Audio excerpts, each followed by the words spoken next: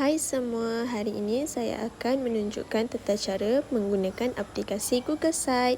Yang pertama, klik pada pautan Google Site. Apabila masuk ke laman utama, jom mengenali kata adjektif. Klik pada bahagian menu. Tersebut merupakan isi kandungan yang terdapat dalam aplikasi Google Site. Seterusnya, kamu semua perlu klik pada ikon di bawah. Yang seterusnya adalah halaman pengenalan kata adjektif. Apakah itu kata adjektif? Terdapat nota maksud kata adjektif dan video yang menunjukkan maksud serta jenis kata adjektif. Assalamualaikum dan hai semua. Mari. Seterusnya,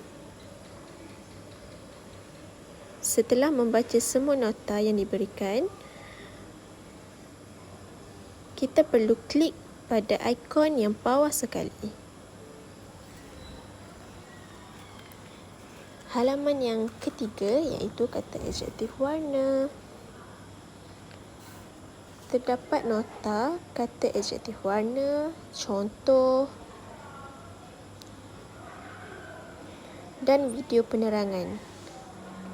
Saya nak tahu contoh ayat pun ada. Seterusnya, klik pada ikon untuk ke halaman seterusnya. Adjektif bentuk, terdapat nota dan video penerangan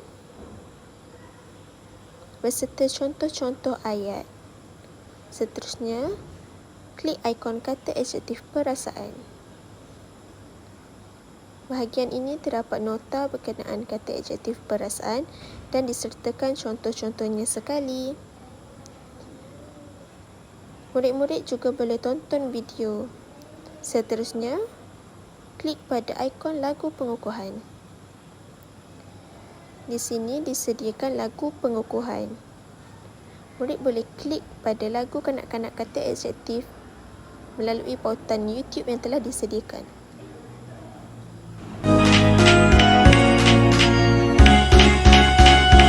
Kata adjektif. Seterusnya, bergerak kepada halaman yang terakhir iaitu koleksi kuis dan permainan. Pada bahagian ini, murid akan dipaparkan dua jenis kuis sebagai latihan pengukuhan. Yang pertama adalah kuis suai padan melalui aplikasi WordWall. Dan murid juga perlu menekan pautan aplikasi WordWall dan EducaPlay untuk meneruskan kuis.